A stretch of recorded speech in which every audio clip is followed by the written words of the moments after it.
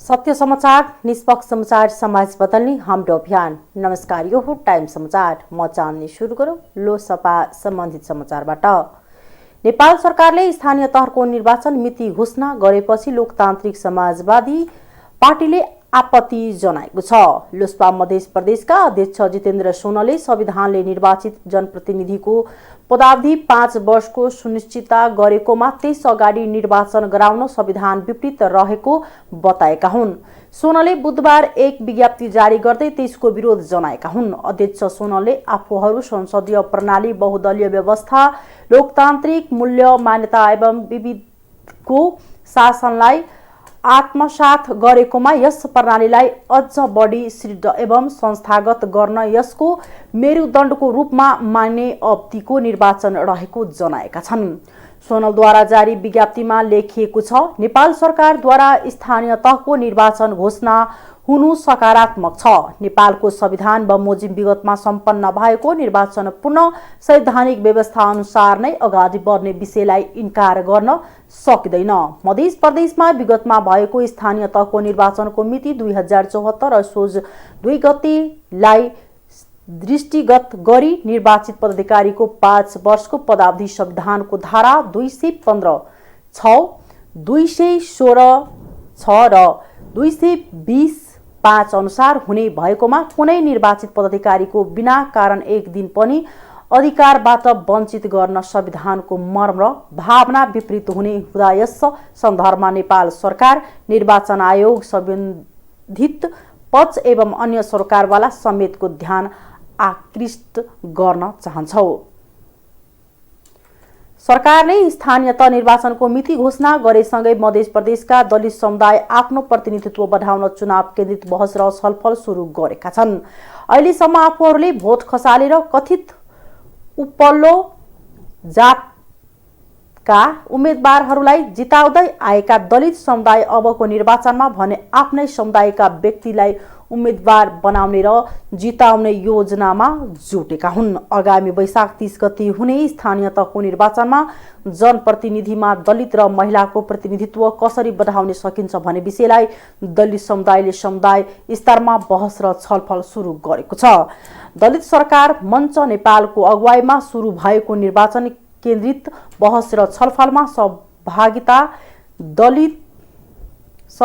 दलित समुदायका अगुवाहरूले दलित समुदायको प्रतिनिधित्व सुनिश्चितताका लागि केही स्थानीय तहमा दलित बीच प्रतिस्पर्धा गर्ने नियम बनाउनु पर्ने माग गरेका छन्। भारतमा जस्तै नेपालमा पनि स्थानीय तहमा दलितहरूको लागि आरक्षण कोटाको व्यवस्था गर्नुपर्ने तथा एकै गाउँपालिका र नगरपालिकामा सधैँको लागि नभई रोटेसनको आधारमा दलितहरू मात्र उम्मेदवार बन्न पाउने गरी संविधानमा संशोधन गर्नुपर्ने दलित अगुवाहरूको भनाइ छ। नेकपा एमालेका अध्यक्ष केपी शर्मा ओली मध्य प्रदेशमा आउने भएका छन्। आगामी फाल्गुन 17 गते पूर्व प्रधानमन्त्री समेत रहेका ओली रौतहट आउन लागेका हुन्। मौलापुर नगरपालिकाकी प्रमुख रिना कुमारी शाहको निमन्त्रणामा मधानी महायज्ञको उद्घाटन गर्न अध्यक्ष ओली आउन लागेका हुन्। बालकोटमा मेयर शाहको नेतृत्वमा पुगेको टोलीले मौलापुरमा हुने महायज्ञको प्रमुख अतिथिका रूपमा आएर उद्घाटन गर्न अनुरोध गरेको थियो। मौलापुर 5 पतौरिया स्थित पुरातत्विक महादेव मन्दिरमा महाशिवरात्रिको अवसरमा नगरपालिकाको आयोजनामा महायज्ञ हुन लागेको प्रमुख प्रशासकीय अधिकृत रामबाबु शाहले जानकारी दिए। मोटरसाइकल चोरी गर्दै गरेको र भाग्ने अवस्थामा पर्साबाट 3 जना पक्राउ परेका छन्। पक्राउ पर्नेमा बाराको जितपुर सिमरा उपमहानगरपालिका 7 का रञ्जित सहनी 19 वर्षीय सभन पाठक र पर्साको बिन्दवासनी गाउँपालिका 2 का 28 वर्षीय राजनाथ यादव रहेको जिल्ला प्रहरी कार्यालय पर्साले जनाएको छ। सहनी र पाठकले बुधबार बिहान पर्साको वीरगञ्ज महानगरपालिका 16 नगवाका विनोद प्रसाद सहनीको नाममा दर्ता रहेको ना 1-6-P-2974 नम्बरको मोटरसाइकल आफ्नै घरको आँगनमा पार्किङ गरिराखेकोमा गेट तोडी बाटोमा ल्याई लक तोड्दै गरेको अवस्थामा प्रहरीले पक्राउ गरेको हो। त्यस्तै मंगलबार दिउँसो वीरगञ्ज महानगरपालिका 3 ठाकुराम क्याम्पस पछाडिको गली स्थित अनिल कुमार चफागाईको नाममा दर्ता रहेको ना 44F8275 नम्बरको मोटरसाइकल पार्किङ गरी राखिएकोमा यादवले लक्क तोडी भाग्दै गरेको अवस्थामा प्रहरीले पक्राउ गरेको जिल्ला प्रहरी कार्यालय पर्साले जनाएको छ। राष्ट्रिय परीक्षा बोर्डले यो वर्षको माध्यमिक शिक्षा परीक्षा एसईई को तयारी थालेको छ। आज या भोलिसम्म परीक्षाको तालिका प्रकाशित गर्ने तयारी भएको परीक्षा नियन्त्रक अर्जुन रायमाझीले जानकारी दिनुभयो। उहाँका अनुसार आउँदो वैशाख 20 गते भित्रै परीक्षा सक्ने गरी तयारी थालिएको छ। वैशाख 30 गते पालिकाको चुनावको मिति तोकिएकाले 20 गते भित्रै परीक्षा सकाउन पर्ने दबाव राष्ट्रिय परीक्षा बोर्डलाई परेको छ। चुनावमा शिक्षक र कर्मचारी पनि खट्ने भएकाले चुनाव अघि नै परीक्षा सक्ने गरी तयारी थालिएको परीक्षा नियन्त्रक अर्जुन रायमाझीले बताउनुभयो। यो वर्ष झण्डै 5,08,000 विद्यार्थीले परीक्षा दिने अनुमान छ। कोरोना भाइरसको तेस्रो लहर फैलिएसँगै बन्द भएका विद्यालय आउँदो फाल्गुन 1 गतेदेखि खुल्दैछन्। विद्यालय बन्द हुँदा वैकल्पिक माध्यमबाट विद्यार्थीलाई पढाउँदै आए पनि त्यो प्रभावकारी हुन सकेको छैन। त्यसैले विद्यार्थीको पढाइ पूरा गर्ने चैतसम्म कक्षा सञ्चालन गर्ने र वैशाखमा परीक्षा गर्ने तयारी गरिएको हो। बोर्डले वैशाखमा एसईई परीक्षा गर्ने र जेठमा कक्षा 12 को परीक्षा गर्ने तयारी गरेको छ। एमसीसी र स्थानीय निर्वाचनबारे माओवादीका अध्यक्ष पुष्पकमल दाहाल प्रचण्ड नेकपा एकीकृत समाजवादीका अध्यक्ष मधव कुमार नेपाल बीच छलफल भएको छ। आज बिहान प्रचण्ड नेपाल बीच भएको भेटवार्तामा उक्त विषयमा छलफल भएको हो। अध्यक्ष नेपाल माओवादी अध्यक्ष प्रचण्डलाई भेट्न आज बिहान खुमलचार पुगेको थियो। दुई नेताबीच एमसीसी परियोजना, स्थानीय निर्वाचन, संसद अवरोध, चुनावी मोर्चा लगायत विषयमा छलफल भएको बताइएको छ। एमसीसी को विषयलाई लिएर सत्ता गठबन्धनभित्र विवाद सृजना भइरहेको अवस्थामा दुई नेताबीच भएको भेटलाई अर्थपूर्ण रूपमा हेरिएको छ। माओवादी र एकीकृत समाजवादी एमसीसी निर्वाचन पछि पास हुनुपर्ने अडानमा छ भने प्रधानमन्त्री समेत रहेका कांग्रेस सभापति देउबा चाँडै एमसीसी पास हुनुपर्ने पक्षमा छन्। आगामी फरवरी 28 सम्म एमसीसी पास गर्ने समय अमेरिकाले दिएकाले पनि नेपालमा राजनैतिक दलहरू बीच छलफल जारी रहेको छ। अमेरिकन सहयोग परियोजना मिलेनियम च्यालेन्ज कर्पोरेसन एमसीसी को विरोधमा माइती घरमा विरोध प्रदर्शन भएको छ। बुधबार माइती घरमा 7 राजनैतिक दलले संयुक्त रूपमा प्रदर्शन गरेका हुन्। नेपाल कम्युनिस्ट पार्टी, नेकपा मशाल, देशभक्त जनगणतान्त्रिक मोर्चा नेपाल, नेकपा क्रान्तिकारी राष्ट्रिय जनमोर्चा, वैज्ञानिक समाजवादी कम्युनिस्ट पार्टी नेपाल, नेकपा माओवादी समाजवादी संयुक्त रूपमा प्रदर्शन गरेका छन्। प्रदर्शनमा एमसीसी खारिज गरौ, गो ब्याक एमसीसी, वैदेशिक हस्तक्षेप बन्द गरौ, एमसीसी मुर्दाबाद जस्ता नारा लगाएको थियो। पछिल्लो समय एमसीसी कै विषयलाई लिएर राजनैतिक दलहरू र सत्ता गठबन्धन बीच पनि असहज परिस्थिति बन्दै गएको छ। संसद एमसीसी टेबल गर्ने कि नगर्ने भने विषयमा सत्ता गठबन्धनमा एकमत नहुँदा आजका लागि बोलाएको संसद बैठक समेत आगामी फाल्गुन 2 गतेसम्मका लागि स्थगित गरेको छ। आर्थिक समाचार।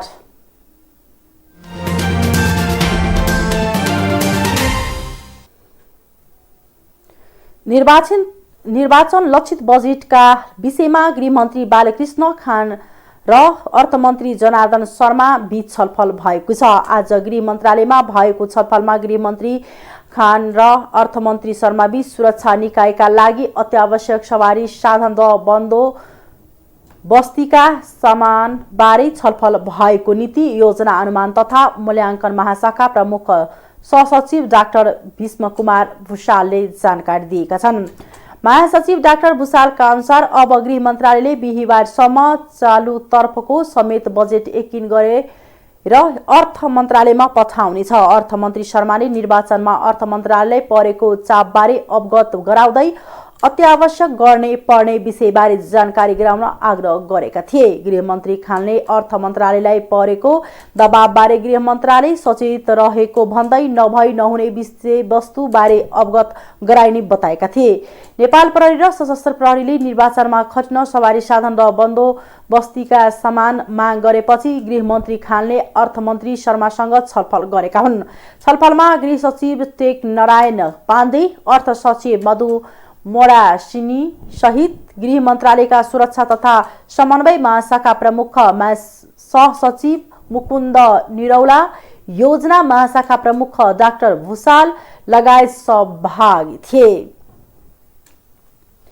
विदेशी विनिमय सञ्चितमा ह्रास आइरहेका बेला गैर आवश्यक नेपालीबाट विदेशी मुद्रामा निक्षेप ल्याउने बैंकहरूलाई प्रोत्साहन गरे पनि बैंकहरूमा भने विदेशी मुद्राको निक्षेप घट्दै गएको छ। नेपाल बैंकर्स संघको तथ्याङ्क अनुसार वाणिज्य बैंकहरूमा विदेशी मुद्राको निक्षेप 4 वर्ष अघिकै बिन्दुमा पुगेको छ। 2075 असोजमा वाणिज्य बैंकहरूमा विदेशी मुद्राको निक्षेप 87 अर्ब रुपैयाँ रहेकोमा 2078 असोजमा 1 खर्ब 51 अर्ब रुपैयाँ पुगेको थियो। त्यसपछि पुनः घट्दै 2078 पुस मसानसम्ममा 97 अर्बमा झरेको छ। नेपाल राष्ट्रिय बैंकको नीतिगत प्रावधान अनुसार एनआरएन का साथै विदेशी मुद्रा आर्जन गर्ने सर्वसाधारणहरूले विदेशी मुद्रामा निक्षेप राख्न पाउँछन्। विदेशी मुद्रा भित्र्याउने उद्देश्यले गत मङ्सिरमा राष्ट्रिय बैंकले वाणिज्य बैंकहरूलाई गैर आवश्यक नेपालीबाट विदेशी मुद्रामा निक्षेप सङ्कलन गर्न व्यवसायलाई लचिलो बनाएको थियो। नयाँ व्यवस्था अनुसार वाणिज्य बैंकहरूले गैर आवश्यक नेपाली एनआरएनएहरूबाट अमेरिकी डलर, युरो, पाउन्ड स्टर्लिङ, अस्ट्रेलियाली डलर वा क्यानेडियली डलर, जापानी येन र चिनिया युआनमा 1 वर्ष अवधिको मुदती निक्षेप खाता खोल्न पाउने व्यवस्था गरेको छ।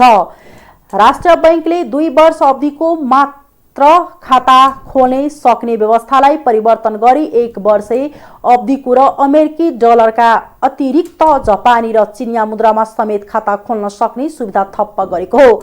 यसैगरी मुदती खातामा राख्नुपर्ने न्यूनतम रकम पनि 10,000 डलरबाट घटाएर 5,000 डलर कायम गरिएको छ। विदेशी मुद्रामा खाता खोल्ने ग्राहकको ग्राहक पहिचान समेत अनलाइन माध्यमबाट गर्न सक्ने व्यवस्था गरिएको छ। हालसम्म नेपाल बैंकले मात्र औपचारिक रूपमा यस्तो योजना सार्वजनिक गरेको छ। गत साता मात्र नेपाल बैंकले एनआरएन डिपोजिट एकाउन्ट सार्वजनिक गर्दै अमेरिकी डलरमा साधारण बचत खातामा 4.5 र मुद्रा निक्षेपमा 5% ब्याज दिने घोषणा गरेको छ। पछिल्लो समय विदेशमा बस्ने नेपालीहरूका साथै देशबाट समेत क्रिप्टो करेन्सी लगायत अनलाइन मार्केटिङमा लगानी गर्ने क्रम बढ्दै गएकाले विप्रेषण अफरवा समेत प्रभाव परेको राष्ट्रिय बैंकले अनुमान गर्दै आएको छ। मंगलबार पनि राष्ट्रिय बैंकले चेतनामूलक तथा वित्तीय साक्षरता सम्बन्धी सूचना जारी गर्दै क्रिप्टो करेन्सी तथा नेटवर्क मार्केटिङ कारोबार तथा व्यवसायमा संलग्न नहुने आग्रह गरेको छ। अन्तर्राष्ट्रिय समाचार।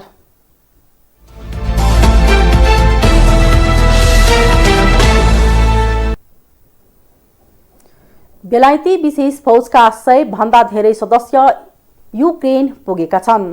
उनीहरू युक्रेन र रुसको सीमा क्षेत्रमा पर्ने डोनबसमा पुगेको बेलायती अधिकारीलाई उद्धृत गर्दै समाचार संस्था एएनआईले जनाएको छ।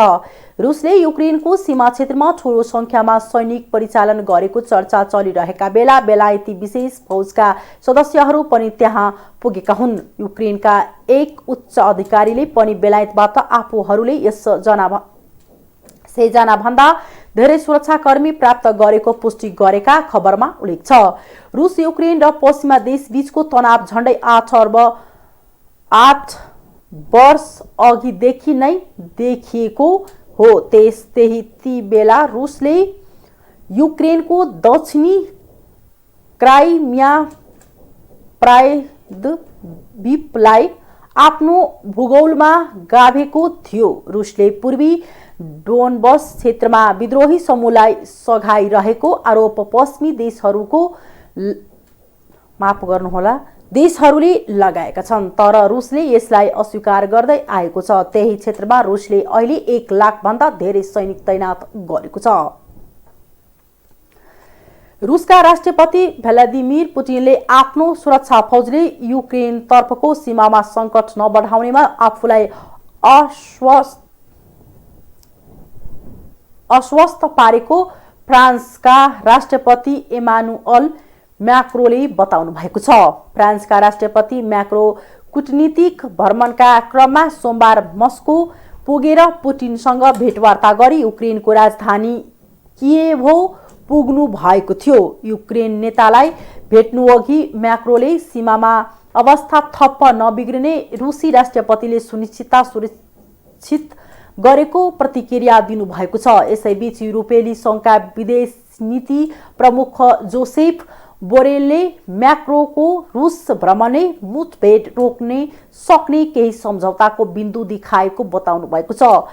क्रेमलिनको प्रवक्ताले म्याक्रोसँग कुनै सम्झौता नभएको तर तनाव घटाउन गम्भीर कदम चाल्न सक्ने बताएका बीबीसीले जनाएको छ। खेलकुद समाचार।